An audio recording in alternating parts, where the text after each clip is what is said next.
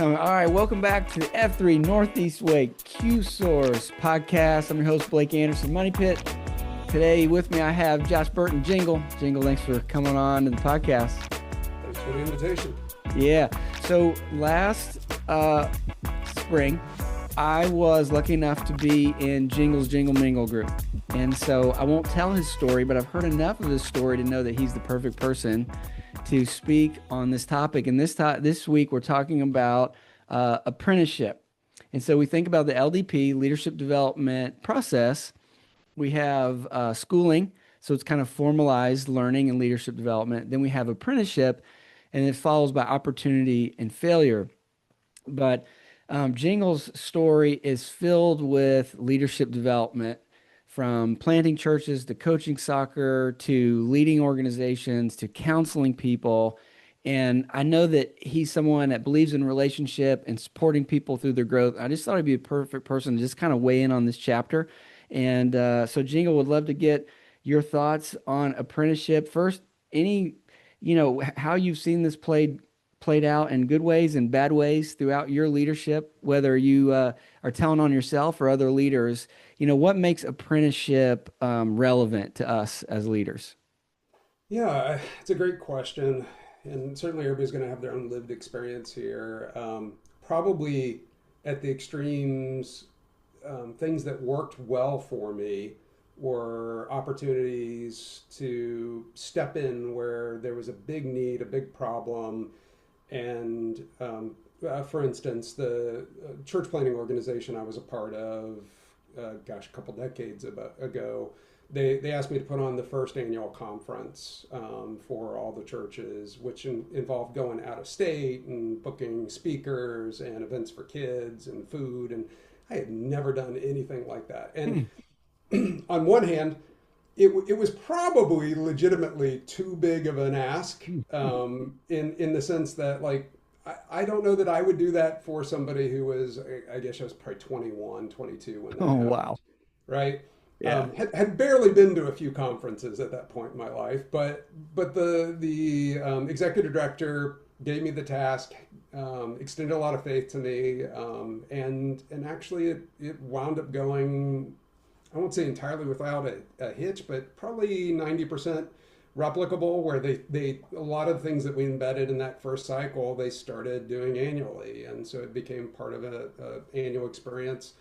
But it really invited me to engage a lot of conversation and creativity and thought. And I will say that particular leader was an excellent relationship coach. Like he was very, very supportive, very fatherly, not always super explicit on details, but I also knew, like, if I failed, the relationship with him was not at risk. He would have picked me Yeah. up. He would have publicly cheerleaded me in front of everybody in the midst of a failure. Like, he was just that kind of gentleman.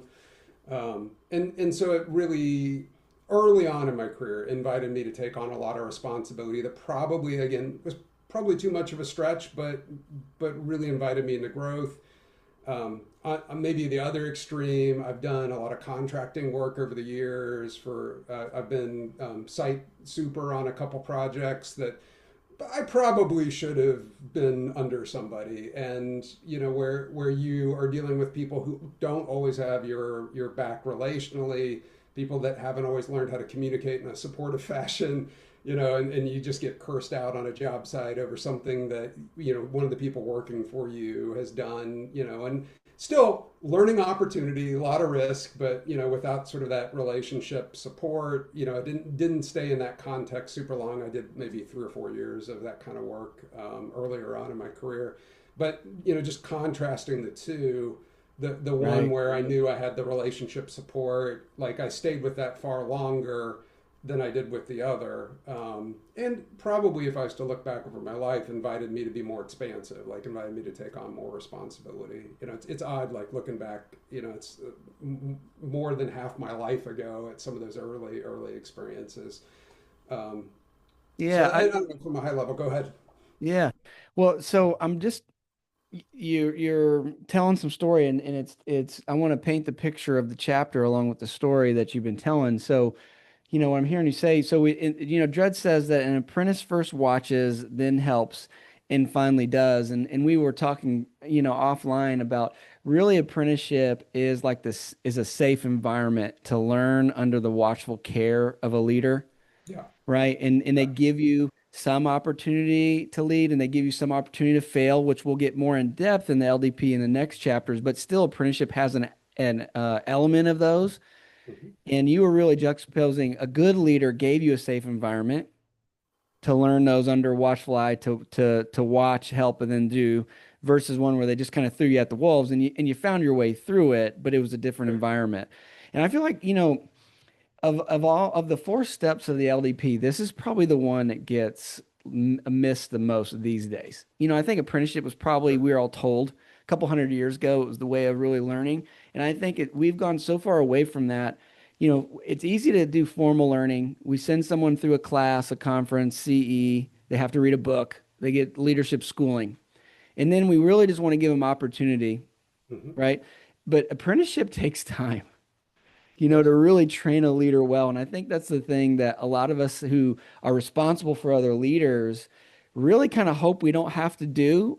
But if we're honest with ourselves, like that's when things go wrong with the people we train is when we don't take proper amount of time with them and give them that safe place to watch, help, and then do. What's your thoughts? I 100% agree. I think the risk of apprenticeship is different than the risk of a conference or a class, right? Yeah. Like Yep. because you're putting yourself on the line for somebody who may or may not take advantage of it, may not, especially if they're younger. I mean, and my apologies to my own mentors that I didn't recognize what they were giving me at the time that they were giving it Right. to me, Right. right? So Hmm. it's like perspective. Like sometimes you have to have walked a hard enough road to appreciate when somebody Yeah. steps into your life and they're being truly supportive in that moment. Um, but gosh, I was trying to think of an example. Like, well, so I've been doing counseling now for 3 years, and practice owner. And there are some like logistical requirements here where you have to do some scheduled supervision for your license and everything else. But practice owner has been fantastic in mentorship, and some of the more seasoned practitioners have spent hours with me, walking through different protocols, walking through different practices, really holding my hand in ways that I think is beyond what's required for a class. They could have just given me a manual, and they still gave me the Yeah. manual, Right. but they made themselves available, and I was trialing and erroring where I was like implementing things and then coming back and checking in with them. And so that's like one of the best mentoring kinds of experiences I've had. But I think it also correlates with that risk factor to a degree, because like there's a financial risk that if I underperform and a risk to clients, and so I think they've recognized that, they're choosing to invest in me. I think because they're investing in me personally, but I think there's also a risk to that.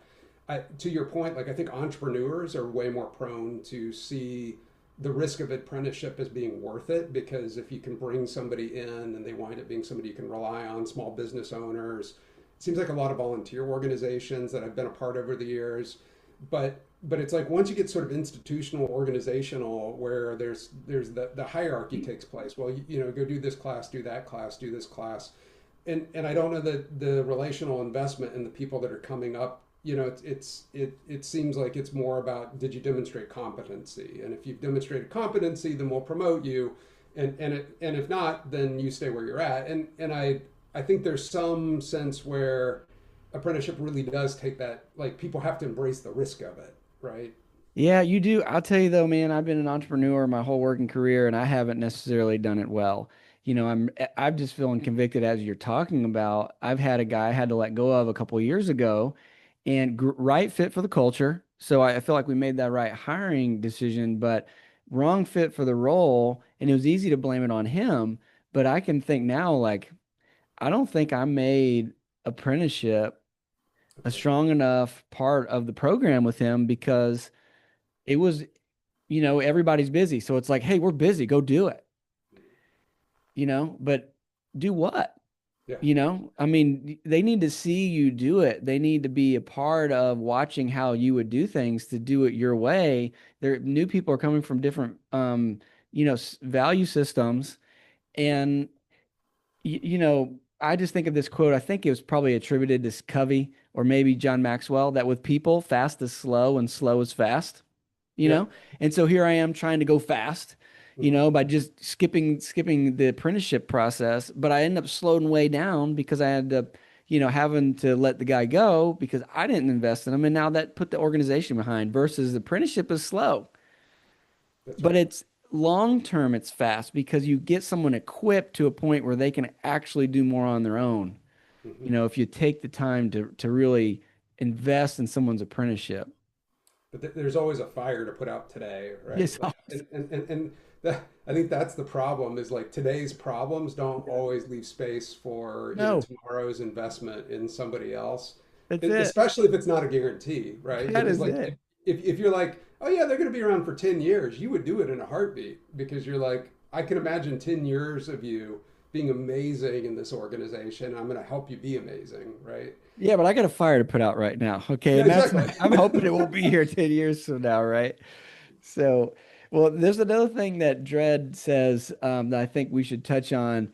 As he makes a statement that a virtuous leader makes himself dispensable.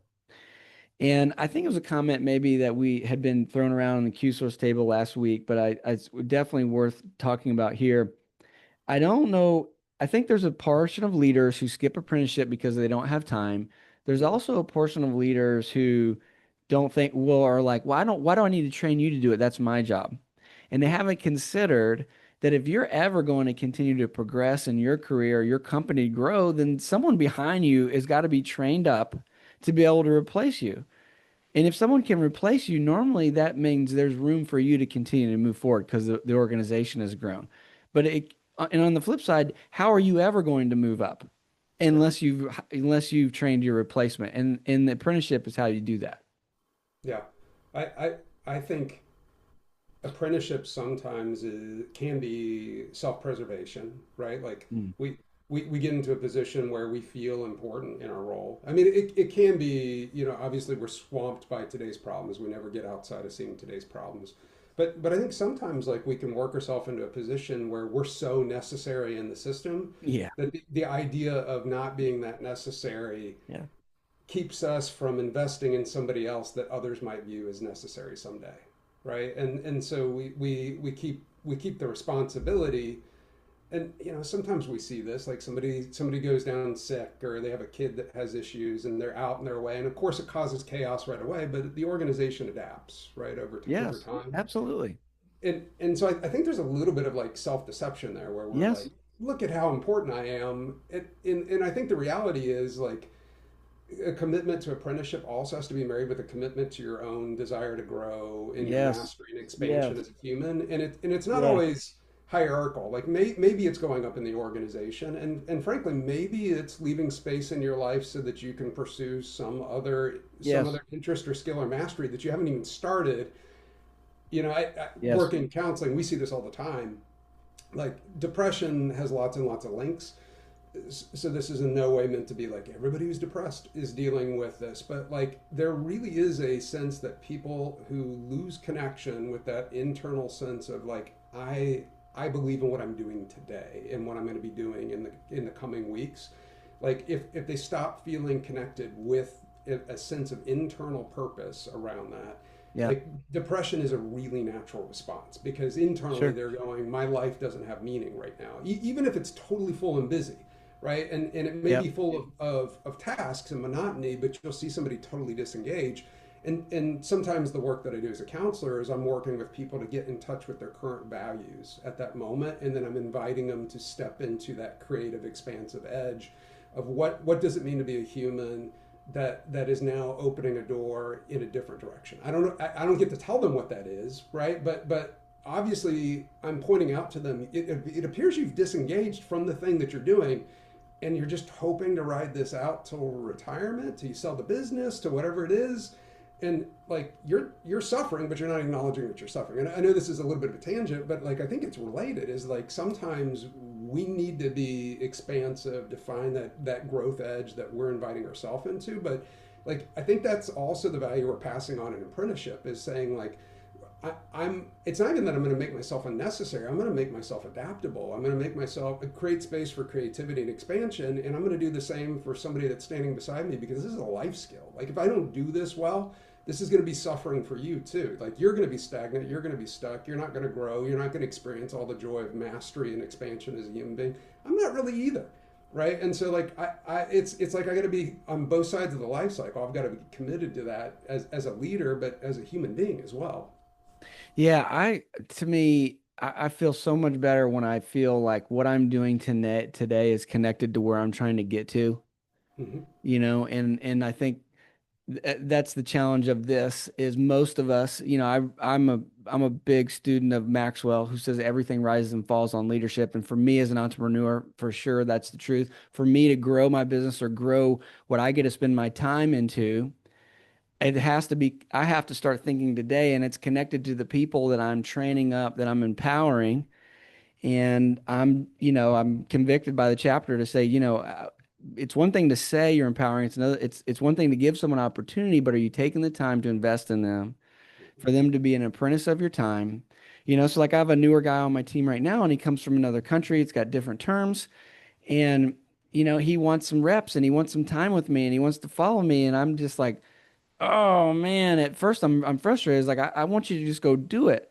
But if I'm honest, he'll never be able to go do it if we don't take time together for him to learn our company's way of doing it, the terms we use, and he's got some new skills to learn that is not going to come in a book. So, just now connecting this challenge of making time to this future I want to get to. I can't get to that future unless I make time today Well, by training this person who will take things off of my plate to free me up to move forward. and what I hear you saying too is that it's not just the task. Like you're imparting the values of your company and the Correct. culture of your company, which again, that's not just something like you could give him a manual and be like, this is how to hang a picture on the wall, right? And he could Right. master the skill of it. But what you're hoping is that he gets something more out of it, right? Like that he bites the bug, that he bites the hook, that he goes for the Yeah.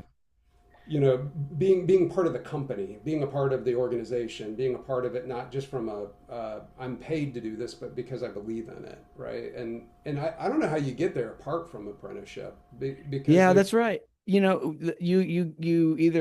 end up parting ways Mhm, when you didn't want to, and I think a lot of people who end up parting ways wouldn't surprise me is they're not well trained, mhm, and really what they're saying is no one took the time to apprentice me, mhm, right?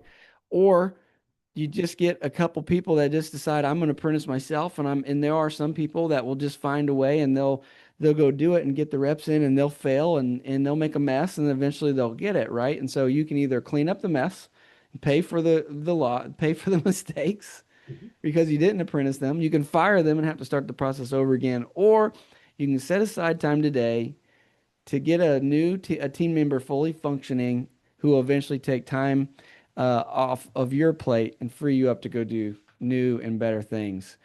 So let's put a cap on this. I appreciate your viewpoint of it in your perspective. What do you want the PAX to leave with this? Like what do you when you think of this? You've got a career full of apprenticing people. You probably then because you've done it so much, you've probably seen it done not well. mhm. What would you challenge me more, challenge people listening, what would you leave us with to think about as we, want to consider this more and maybe ways that we can get started with it? Yeah, I I would invite us to look beyond just the task and performance around the task, Yeah. right? And Yeah. that's speaking as a man to men too. Like Yeah. I think we can be really really bad about just like input output. The task at hand. Um, it I would invite all of us to see the person, and Yeah. certainly we can't take responsibility for the whole person, Right. but we can also start to go like I'm investing in a human being. I'm making myself available to them within my limits and boundaries. Obviously, it can't be unending, otherwise you wouldn't get your work done that day. But to see the person and invest in where you want them to be in 6 months, a year, 2 years, 3 years, um, and not Yeah. just get solely focused on what can I get out of them today. Yeah. That's it. I needed to hear that. I'm sure other people needed to hear that because when I think about crap getting done, it's just crap. Just go do it, right?